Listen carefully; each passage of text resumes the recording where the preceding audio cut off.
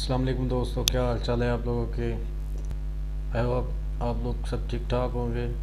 आज हम बात करेंगे कि डेटा टाइप क्या चीज़ है और इसकी कैटेगरीज कौन कौन सी है, और डेटा टाइप में कौन से डेटास को हम स्टोर कर सकते हैं, उसकी कैपेसिटी कितनी है, उसकी रेंज कितनी है।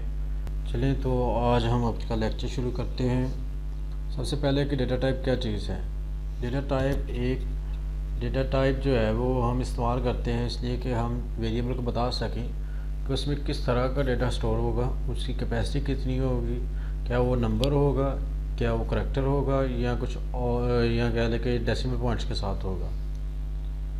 सी लैंग्वेज हमें कुछ डेटा टाइप्स प्रोवाइड करती है जिसमें हमारे पास इंट है, जिसमें हम स्टोर कर सकते हैं न्यूमेरिक वैल्यू को, जिसमें सिर्फ हम नंबर ही वैल्यूज़ ऐड कर सकते हैं विदाउट डेसिमल पॉइंट।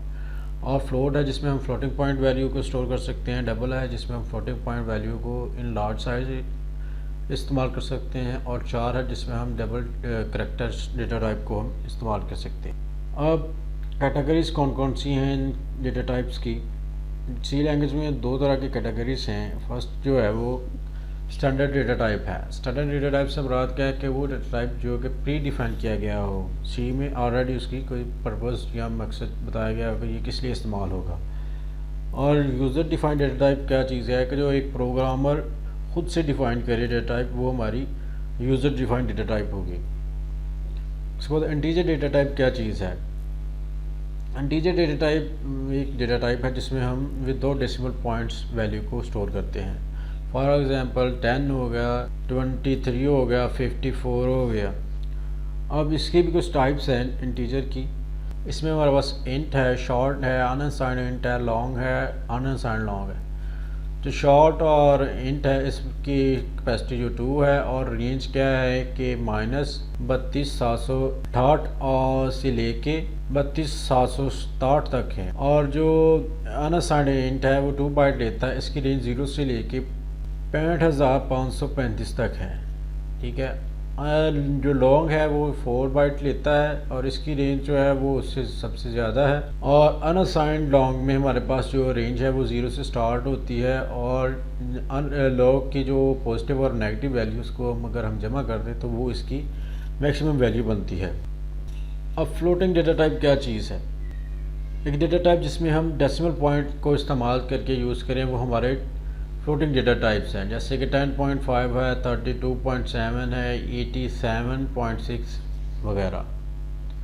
अब इसकी भी कुछ टाइप्स हैं, जैसे फ्लोट है, इसमें हमारे पास जो स्टोरेज कैपेसिटी है या साइज़ है बाइट्स में वो 4 बाइट है। और जो इसकी रेंज है वो क्या है कि 3.4 मल्टीप्लाई विद 10 की पावर -838 से लेके 3.4 मल्टीप्लाई विद पॉजिटिव 38 है। इसमें हमारे पास जो डेसिमल पॉइंट्स के बाद आने वाले वर्ड्स हैं वो 6 हम इस्तेमाल कर सकते हैं, 6 वर्ड्स हम ऐड कर सकते हैं। डबल में हमारे पास 8 बाइट होते हैं स्टोरेज कैपेसिटी, और 1.7 मल्टीप्लाई विद 10 की पावर -308 है। यहाँ से लेके 1.7 मल्टीप्लाई विद पॉजिटिव 308 है। इसमें हमारे पास जो डेसिमल पॉइंट्स के बाद आने वाले जो वर्ड्स हैं वो 15 होंगे, कि हम डेसिमल पॉइंट्स के बाद 15 वर्ड ऐड कर सकते हैं।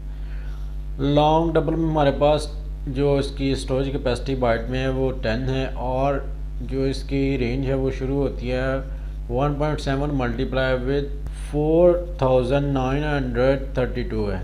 यहाँ से लेके 1.7 मल्टीप्लाई विद 10 की पावर पॉजिटिव 4932 है।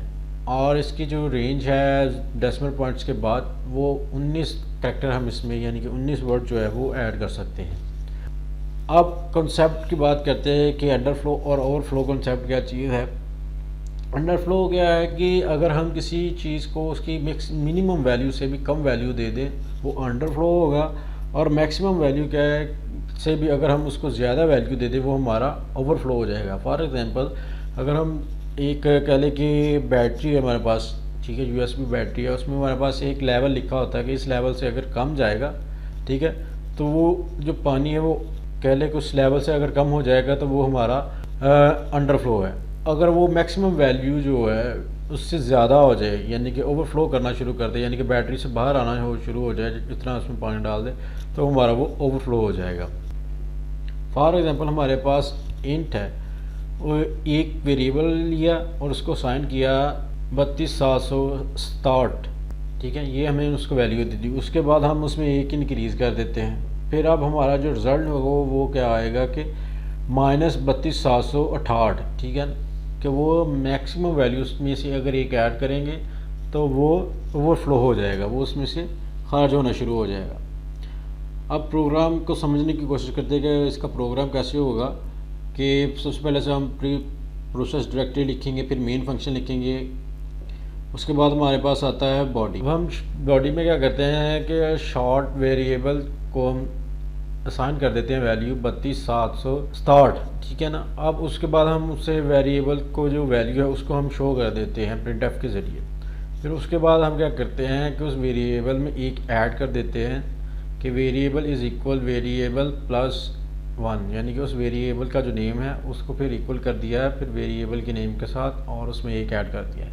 जो ऐड करने के बाद वैल्यू आएगी वो वेरिएबल में स्टोर हो जाएगी। उसके बाद फिर हम उस वेरिएबल को शो कर देते हैं कि उसको ऐड होने के बाद क्या वैल्यू आएगी। उसके बाद हम उस वेरिएबल में हमारे पास जो वैल्यू है उनमें से एक माइनस कर देते हैं, ठीक है ना। पहले हमने एक ऐड किया, फिर उसमें से एक माइनस कर दिया, उसके बाद क्या वैल्यू आएगी वो शो कर देते हैं।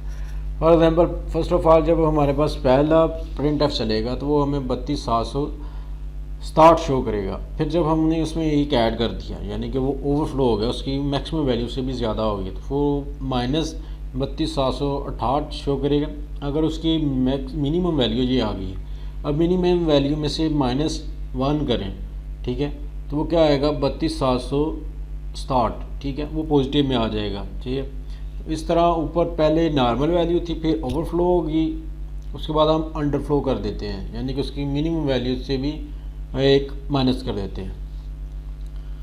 उसके बाद आता है कि अगर हम फ्लोटिंग पॉइंट नंबर के साथ वर्क करें तो हमारे पास कुछ कॉमनली जो एरर्स आते हैं वो कौन कौन से होते हैं। सबसे पहले जो एरर आता है वो कैंसलेशन एरर होता है। ये कब आता है, जब हम बहुत ही बड़ी वैल्यू के साथ बहुत ही छोटी वैल्यू को हम ऐड करें या मैनिपुलेट करें। फॉर एग्जांपल सपोज करें कि हमारे पास एक वैल्यू है 1770.0, ठीक है, उसमें हम ऐड कर रहे हैं 0.00001243, ठीक है ना। उसका रिज़ल्ट क्या आएगा कि 1970.0000, यानी कि 6 ज़ीरो आ जाएंगे। उसके बाद क्या है कि यहाँ पर जो वैल्यू है जो बहुत ही छोटी थी 0.00001243, इसको वो कैंसिल कर देगा, उसको यानी कि कैलकुलेशन में से माइनस कर देगा, वो कैलकुलेट नहीं करेगा। उसके बाद हमारे पास वैल्यू आती है इसका जो अंडरफ्लो का कॉन्सेप्ट है मैथमेटिकल का, यानी कि अगर हम बहुत ही छोटी वैल्यू को एक दूसरे के साथ कैलकुलेट करें तो वो जो वैल्यू का जो बहुत ही छोटा रिज़ल्ट आएगा तो वो अंडरफ्लो हो जाएगा। अगर ओवरफ्लो की बात करें तो अगर हम मैक्सिमम जो बड़ी वैल्यू उनको आपस में मैनिपुलेट करें तब जो एरर अकर्ड होगा वो ओवरफ्लो हो जाएगा, अरिथमेटिकल ओवरफ्लो हो जाएगा। उसके बाद एक्सपोनेंशियल नोटेशन, यानी कि वो नोटेशन क्या है कि अगर हमारे पास फ्लोटिंग पॉइंट नंबर हो तो हम उसे एक्सपोनेंशियल नोटेशन में या साइंटिफिक नोटेशन में लिख सकते हैं। एक्सपोनेंशियल नोटेशन जो है वो दो हिस्सों पर मुश्तमिल है। पहला जो है वो मंटीसा कहलाता है, दूसरा जो हिस्सा है वो एक्सपोनेंट कहलाता है। इसमें क्या है कि m प्लस या पॉजिटिव या नेगेटिव भी आ सकता है। ई जो है ई के बाद हमारे पास पॉजिटिव और माइनस में, यानी कि पॉजिटिव और नेगेटिव में n आ सकता है। m जो वो मंटीसा है और n जो है एक्सपोनेंट है, ठीक है। और क्या चीज़ है कि अगर हम बात करें कि 3.74 है, अब इसको साइंटिफिक नोटेशन में लिखना हो तो हम लिख सकते हैं 3.74 मल्टीप्लाई विद 10 की पावर 0। अगर हम एक्सपोनेंशियल नोटेशन में लिखना चाहें तो 10 की पावर की जगह पर हम लिखेंगे E0, ठीक है, 3.74 E0।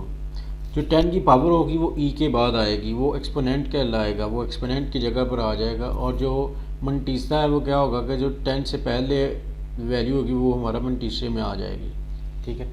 फॉर एग्जाम्पल 0.00075, ठीक है। अब अगर हम इसे साइंटिफिक नोटेशन में लिखें तो 7.5 मल्टीप्लाई विद 10-4, ठीक है। जब इसी को हम एक्सपोनेंशियल नोटेशन में लिख सकते हैं 7.5e-4। उसके बाद बात करते हैं कि रेंज क्या चीज़ होती है और परसेप्शन क्या चीज़ होती है। परसेप्शन जो होता है वो ये नंबर्स होते हैं, डिजिट होते हैं जो कि आफ्टर डेसिमल पॉइंट्स आते हैं। और रेंज क्या है कि वो एक्सपोनेंशियल पावर होती है 10 की। फॉर एग्जांपल हमारे पास वैल्यू है 0.24432 मल्टीप्लाई बाई 10 की पावर 3। यहाँ पर परसेप्शन जो है वो 5 है, क्योंकि ज़ीरो के बाद जो वर्ड्स आए हैं वो 5 हैं, 5 करैक्टर आए हैं। उसके बाद जो 10 की पावर वो 3 है, वो हमारी रेंज है। अब करैक्टर डेटा टाइप की बात करते हैं तो करैक्टर डेटा टाइप जो है वो स्टोरेज कैपेसिटी में 1 बाइट लेता है मेमोरी में, और इसमें जो करैक्टर है वो सिंगल कोटेशन में लिखा जाता है। और इसका जो करैक्टर है वो अल्फ़ाबेटिक भी हो सकता है, नंबर भी हो सकता है, या स्पेशल करैक्टर्स या स्पेशल सिंबल्स भी इस्तेमाल किए जा सकते हैं। For example 4 is equal single quotation में हमने 9 लिख दिया है, ठीक है ना, यानी कि 9 लिख दिया है। अब ये 9 जो वैल्यू है वो अब इंटीजर नहीं है, वो करैक्टर है, क्योंकि इसे हमने सिंगल कोटेशन में लिखा हुआ है। आई होप आपको इस लेक्चर की समझ लगी होगी। अगर लगी है तो प्लीज़ लाइक कीजिएगा, सब्सक्राइब कीजिएगा और शेयर कीजिएगा अपने दोस्तों के साथ। दुआ में याद रखिएगा। अल्लाह हाफिज़।